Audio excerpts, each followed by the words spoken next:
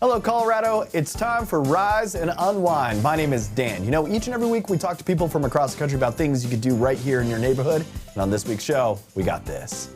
You're helping to support generations of family farms and local communities. All of that and more right here on Rise and Unwind. Have you ever wondered what it takes to turn a classic story into something that feels fresh for a new generation? A Woman of Substance tells a story of Emma Harte, a woman who rises from humble beginnings to become one of the most powerful business figures of the 20th century. So joining us today are Jessica Reynolds and Brenda Blethyn, who play Emma at different stages of her remarkable life. Welcome to the show, you two. How are you? Hiya. Good, Thank you. All right, so for viewers who may not know the story, what is it about Emma Harte that has made a Woman of Substance such an enduring character for generations? Well, it's a wonderful story of rags to riches, really, in a nutshell.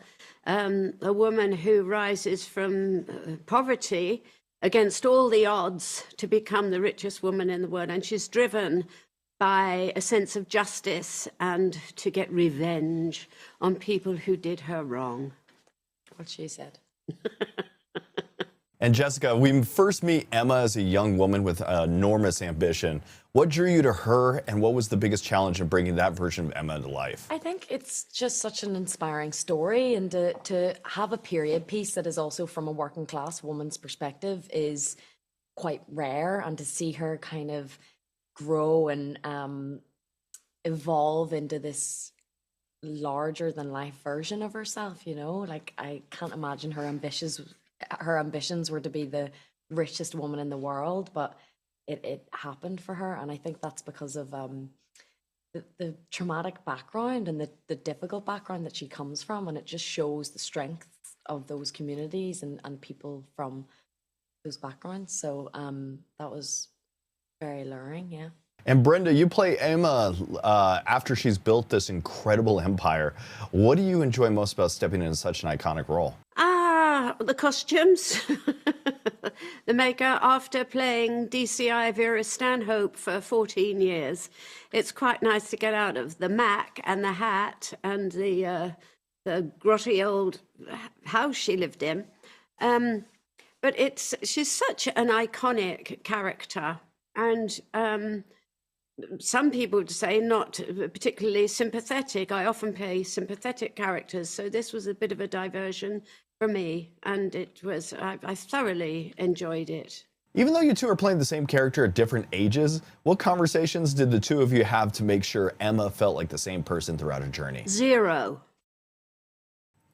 Okay. I think like that there's such a distance between them, not only in age but also in experience. Like I think one of the biggest points is that she becomes a completely different person, and it's up for the audience to decide whether that's for the better or not.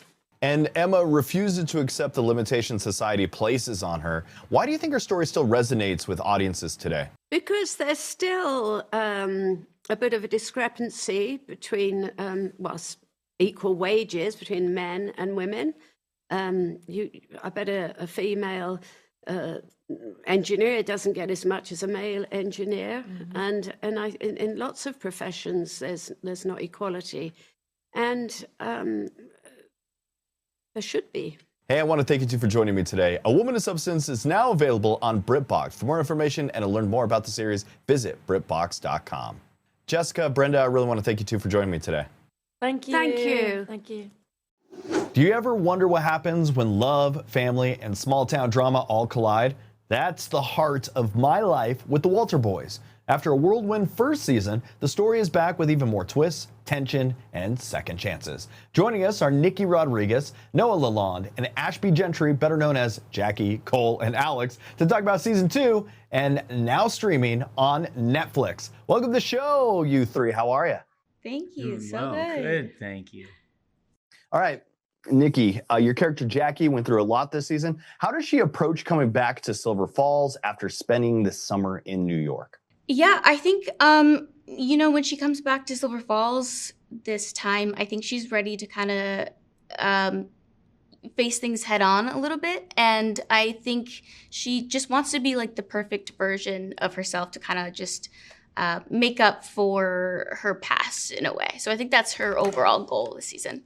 And Noah, Cole is stepping into a new role at school this season. What's it like to explore that side of him, and how does it affect his relationships? Yeah, I think it was fascinating to step into that new side of him, because I think it's a version of himself that's taking ownership over his life after throughout season 1 there was a lot of directing blame on other people and kind of self-sabotaging. So I think, taking ownership of your path and allowing, that growth to happen and start to prepare to be who you want to be for other people in your life, your family, the people who you want to show up for. So that was it was a cool turn to take. Ashby, and your character, Alex, seemed to have changed a lot since we last saw him. How did you prepare to show that growth, especially with his focus on rodeo training? Well, I listened to a lot of cowboy podcasts and watched a lot of YouTube videos and walked through the park a lot. And the rest of it, you'll have to see on screen. Yeah. The show is based on a beloved book, and it's taken a life of its own. What's been like interacting with fans and hearing from them and seeing how connected they are to your characters and the story? I mean, it's been an absolute dream come true. I think you always hope that you're bringing the character, like you're doing justice in a way, and so it's just been really lovely, the response. And is there anything that you are expecting or would hope that your audience will take from season 2? Yeah, of course. I think I hope that they would take it. I hope that they would to take away some of the lessons that are to be yourself, to love hard and love your family, and just know that if tomorrow doesn't work out, the next day is always there. All right, I want to thank you three for joining me this morning. Season 2 of My Life with the Walter Boys is streaming now on Netflix. Make sure you watch and catch all of the drama that's been unfolding in Silver Falls. Thank you three for joining me. Thank you. Have a good one. You may not know his name, but if you've ever watched soccer over the past few years, you've probably seen him. Yassine Cheuko became a familiar face protecting some of the biggest stars in the sport, and with the World Cup excitement continuing to build here in the United States, he's giving us a look at what it takes to stay ready in some of the most intense environments in sports. Yassine, it's great to have you with us. How are you, my friend? I'm good. What about you? I'm doing okay myself. People recognize you from those viral moments around the game, but what do most people get wrong about what you actually do? So I'm very happy to do that. I'm doing this job now since 5 years. I'm very grateful. It's a blessing for me to be on the best athlete history. I learned every day. I love him so much. I love my job, and it's amazing for me. I'm living the dream. And you've been around some of the most passionate crowds in sports. What do you think makes soccer fan culture different than anything else? Soccer, it's a very popular sport. Everybody around the world watching soccer. People from Europe, Africa, India, Asia. Soccer, it brings people together. So it's very exciting. And I think it's the most popular sport in the world. Absolutely. When you're in a packed stadium or like a high pressure situation, what are you paying attention to that the rest of us probably don't even notice? So before the game, I always go to the stadium like 10-15 minutes before. I always go to check the sensitive area, sensitive spot when they can jump easy. So during the game, I'm always focused on this sensitive spot on the players. I don't watch the game at all. Even if you ask me how is the game going, I cannot tell you because I don't know. I just focused on my job, on the crowd and the players. And you're surrounded by elite athletes every single day. What does your own training and preparation look like to stay on that level? I start to train at 13 years old. I'm training now for more than 30 years. I used to be a Muay Thai fighter in Thailand. So training, it's part of my life. I train every day. I eat healthy. I sleep good. And this helps me a lot to keep my mind in peace and to be in peace with people and with my work. And you see nowadays so many soccer players and fans drinking the yerba mate. For someone that has never even tried it, what's the appeal and why has it become part of even your routine? Yerba mate, it's very important for me. I'm drinking this now since 5 years, and Yerba mate is a plant from South America, and it gives you focus, it gives you a boost. It's more than a drink. It's something you can share with your family, with your friends, and it's part of my life now. And you're gonna see a lot of soccer players during the World Cup drinking this because it helps you a lot for your performance in the field, off the field. Even if you're not an athlete, if you run a company or something, it's very good for your focus. You should try. I actually love this stuff myself. Well, thank you for sending over one of these little packets for me again. If you want to learn more about yerba mate and traditions behind it, you got to visit yerbamadre.com. Thanks for joining me today, Yassine. Thank you. Thank you for having me. Some people travel for the sights, some people travel for the food. Braun Strowman does both and usually orders enough for the whole table. The WWE Superstar is back for another season of Everything on the Menu, where he visits some of America's best food cities, meets local legends, and tries everything from neighborhood favorites to high-end dining spots. Joining us now is Braun Strowman. Welcome to the show, my friend. How are you, my friend? Oh, I'm fantastic. Just, the season is just unbelievable, man. It's truly cool to see the evolution of where we've gone from season 1 into season 2 with having the guest on the show. My production team in post-production did such an amazing job of filming this and editing it. It really, it makes you feel like you're part of that conversation. You're sitting at that table, you're breaking bread. And at the end of the day, the idea of this whole show come about with this is my love for going out and taking people out to eat food, getting them to try new experiences in the culinary arts and walk of life, and just have fun. Food is a vessel to bring people together to get them together at the table for conversation. I had guests that I'd never met before, so I have new friends. So you're kindling relationships, you're catching up with old friends, you're falling in love. All centered around food. And why not do it with the biggest, baddest SOB on the planet? And you're looking at him right here with Braun Strowman every Friday night on USA Network. Life is absolutely awesome. All right, this new season takes you to 12 different cities across the country. What were some of the places that really surprised you this time around? Oh man, honestly, it's always evolving. I'm so excited. I mean, I'm 350 pounds. I didn't get this way by accident. So clearly I'm a foodie as at heart as it is. So for me, my day-to-day life, I'm eating out of a Tupperware. I'm weighing out all my proteins, my carbohydrates to the gram. So at the end of all that, like I said, doing this for weeks on end and then getting to do the everything on the menu is my escape as well. It's the ultimate cheat meal. It's getting out there. Not all calories are meant to be the best for your body, but some of them feed your soul. And I make sure I keep my soul fed. I make sure I keep this giant meat castle that I am fed, and then making memories and putting smiles on people's faces. At the end of the day, that's what I love doing. That's what I truly believe I was put on this earth to do, was to entertain and make people happy. And I'm enjoying and loving it along the way. That's killer. When you spend years traveling for WWE, but the show gives you a chance to experience cities on a completely different way. What do you learn about a place when you sit down and just share a meal there?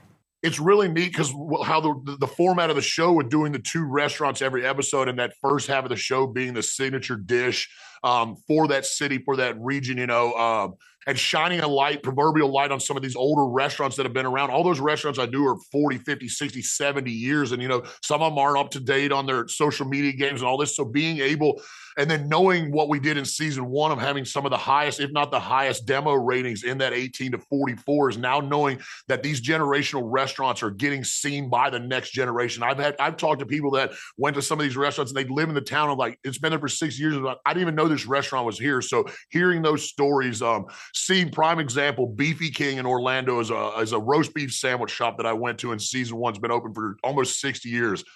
Every time I've gone there since we did that episode there, you can't even get into the parking lot. Before I headed out to start all the crazy media tour and all this other stuff, getting ready season 2 premiere that just happened June 5th.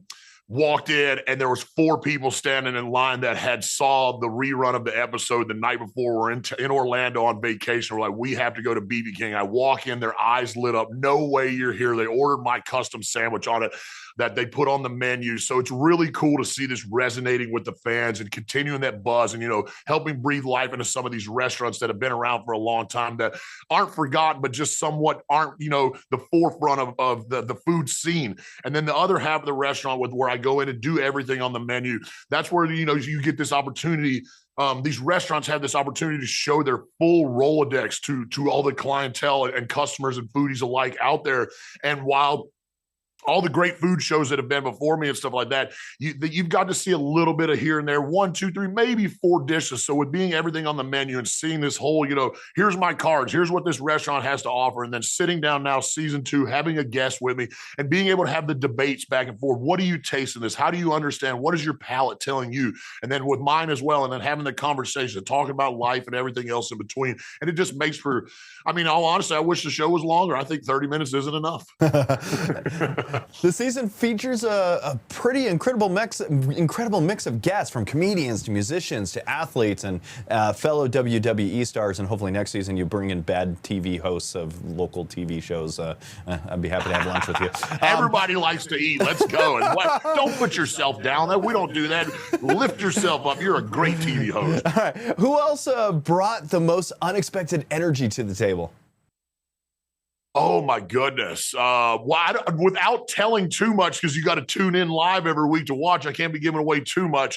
Honestly, it was special every episode. It's so cool because I had so many different walks of life and hearing people's stories and their backstories and what's got them to where they are, what continues to keep them pushing and evolving, and then what their love is for food. It was so cool to see people, starting to understand, or some of the guests that I had, I didn't know they were such foodies. So it's really cool to sit there and have that conversation, because that's the fun thing about food is everybody, it's a little different to everyone, and it's having that opportunity to have that conversation. And like I said, that food is the whole reason that it brings people together. So why not celebrate and eat everything on the menu? Excellent. After visiting all these restaurants and meeting the people behind them, what do you hope viewers take away from the show, just beyond, just getting hungry watching you eat? I think the biggest thing for me is trying to get people to step outside their normal comfort zone in their foods.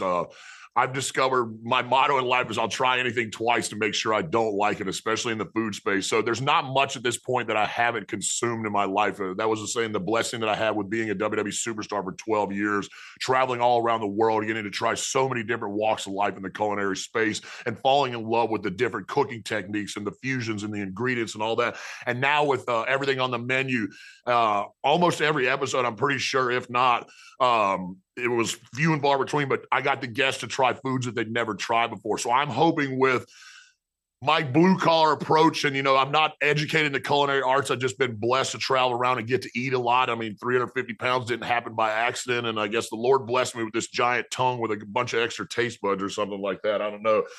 But that just being said, man, life's so cool, man. It's really neat. Like I said, getting to catch up with some of my friends, get to meet these new personalities and share bread and just talk about life. It just makes for a good time. Braun, it's a pleasure to have you on the show. For more information and to catch new episodes of Everything on the Menu, check it out Friday nights on USA Network or head to usanetwork.com. Braun Strowman, thanks for hanging out with me, my friend.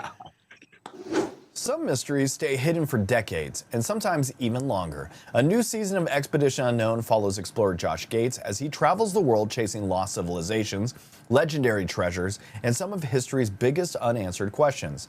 One of this season's most remarkable discoveries involves a long-lost World War II shipwreck connected to more than 1,000 missing Allied prisoners of war. Josh Gates joins us now. Welcome to the show, Josh. How are you? I'm great. Thanks for having me. All right, you've spent years investigating mysteries around the world, but this season opens with the discovery of Hofuku Maru. What was it like to be part of a search that carried so much historical and emotional weight? This is an amazing experience. I'm really excited for folks to see the season premiere. This ship is what's known as a hell ship. It's a part of World War II that myself, and I'm sure many people, really didn't know much about. These were prison ships that were used by the Japanese to transport Allied POWs around the Pacific. And we work with this incredible organization. These guys you see there on the screen, they're part of a group called the Hell Ships Memorial Foundation. These guys have spent years digging through archives, looking for clues as to the location of this ship, the Hofuku Maru.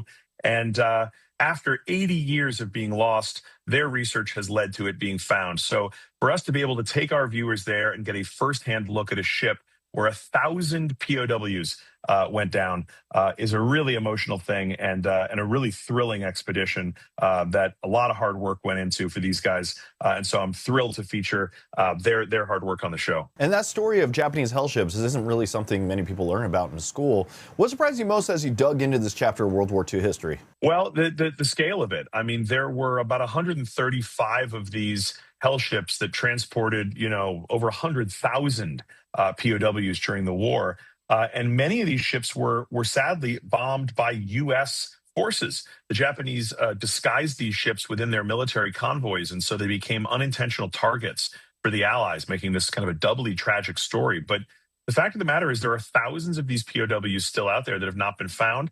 And so this is an opportunity to really fulfill that promise of no man left behind, right? And to go and search for them. They've been waiting all this time. So really shocking numbers of people that are still out there, and that there are still big discoveries like this to be made from World War II. So really exciting stuff. And your team helped locate a wreck that had been lost for more than 80 years. Can you walk us through how modern technology and old archival research came together to make that discovery possible?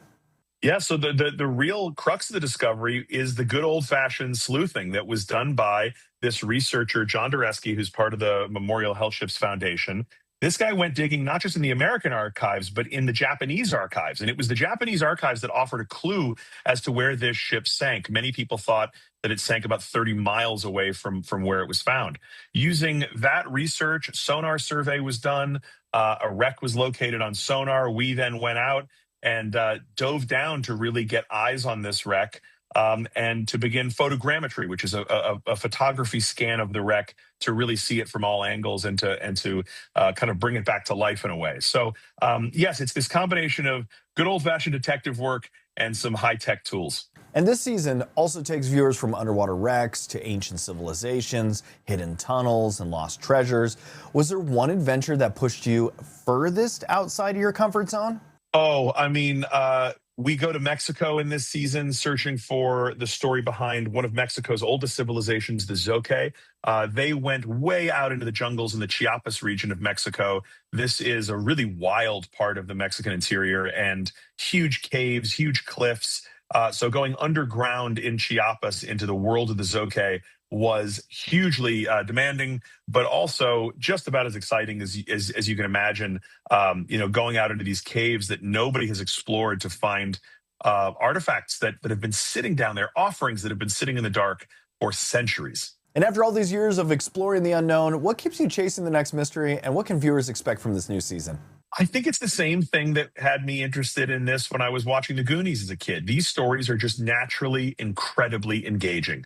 What kid doesn't dream of finding pirate treasure, secret tunnels, lost civilizations? These stories just have such a natural hook, and they're real. This is real history. And so I think for me, I'm like a kid in a candy store out there. The opportunity to go and explore these stories is the thrill of a lifetime. And to share that with our viewers is really what it's all about. You're also going on a live tour from city to city across the country. What can we expect from your show? Yeah, so an evening of legends and mysteries and adventure. If you're a fan of the show, it's an opportunity to dig a little deeper, go behind the scenes. And if you're just finding the show, but you love adventure, and who doesn't, it's a chance to listen to some awesome myths and legends and stories. And so folks can get tickets to that at joshgates.com. It may not be listed yet. Those shows will be coming very soon onto the website there. But it will be an awesome evening of adventure for the whole family. So if you have kids that are into adventure, or if you grew up as a fan of Raiders and Goonies and all that stuff, it's going to be a super fun evening. Josh Gates, I want to thank you for joining me today. For more information on Expedition Unknown, episode schedules, and behind-the-scenes content, visit discovery.com. And for tickets to Josh Gates' live show, visit joshgates.com. Josh, I want to thank you for joining me today. Hey, thank you so much. Good to see you again. Summer is a great time to get together with friends and family. And with America's 250th birthday coming up, many people are finding new ways to celebrate. Marisa Brahney is here with some helpful ideas. Welcome, Marisa. Thank you so much for having me, and I'm partnering with some fantastic brands to help make things even more festive this summer. Marisa, with America's 250th coming up, how are you thinking about summer entertaining this year? Well, it's such a special summer, and anytime we're entertaining, whether we're hosting that backyard barbecue or maybe even going to a block party, we want our food to look amazing, taste incredible, and be stress-free. So I love Northwest-grown sweet cherries as the ultimate 4th of July hosting hack because a big bowl of these adds this gorgeous pop of red to our table, complements the red, white, and blue spread. Plus, these are just the sweet taste of summer in a bowl. So not only do they look great, they taste great, they're genuinely good for you too. They're packed with fiber, loaded with vitamin C, antioxidant and anti-inflammatory properties. And I love that each bag of Northwest cherries really tells a real American story because sweet cherry growing actually began in the Pacific Northwest nearly 180 years ago. So with every bag you serve, you're helping to support generations of family farms and local communities. Of course, you can find them in supermarkets nationwide or find out more at nwcherries.com. Many families are planning summer trips to celebrate this historic year. What are some ways to do that without breaking the bank? Yes, absolutely. This is the year to hit the road. America's 250th reminds us of all the fantastic destinations we have right in our own backyard. We want to plan smart, though, to stretch that dollar. And that's where Travelodge by Wyndham comes in. They have properties across the country, making them a really affordable and convenient home base for a summer adventure. And what I love is about 70% of Travelodge properties are within an hour's drive of a national park. Plus, they have a decade-long partnership with the American Parks, the National Parks Conservation Association. So they're really helping to preserve these iconic places for generations to come. So many great promotions running as well, including up to 20% off your stay. So check it all out at Travelodge.com. What about home? Are there any products helping people get ready for summer hosting? If you're hosting a big crowd, you need those home helpers to really help you, right? And I love supporting American-made companies, especially with this big birthday coming up. Whirlpool Corporation is the only major kitchen and laundry appliance company based and owned here in the U.S. Founded in 1911, they've never left. Their family of brands, Whirlpool, KitchenAid, Maytag, known in households and trusted in 3 out of 4 American families. So talking kitchen, let's talk about the KitchenAid Artisan Plus stand mixer. The new version has so many great features, including an LED bowl light, precision speed control, double edge flex feeder, and for the first time on a tilt head mixer, a half speed setting, which is super cool. When we talk summer, we also have to think summer stains. They are no match for the Maytag Pet Pro laundry system. This has a built-in filter to remove pesky pet hair. It also has OxyCycle, which removes 99.7% of odor-causing bacteria. Extra agitation to really work those stains and keep all of those festive family 4th of July fits looking their best. Where can our people go for more tips? Just head to my website. It's marisabrahney.com and go to the blog section. Marisa, thank you so much for joining us. It's always a pleasure. Always a pleasure to talk with you. Have a great one. And that's it for Rise and Unwind Colorado. I want to thank you for tuning in and checking out the show. If you want to find out more about our show, go to our website. That's riseunwindtv.com. We're on social media. We're on Facebook. We're on Instagram. That's where you can get some behind-the-scenes photos and maybe some additional interviews. We're also on YouTube. That is at Rise Unwind for all of the above. And until next week, that was the show we like to call Rise and Unwind Colorado.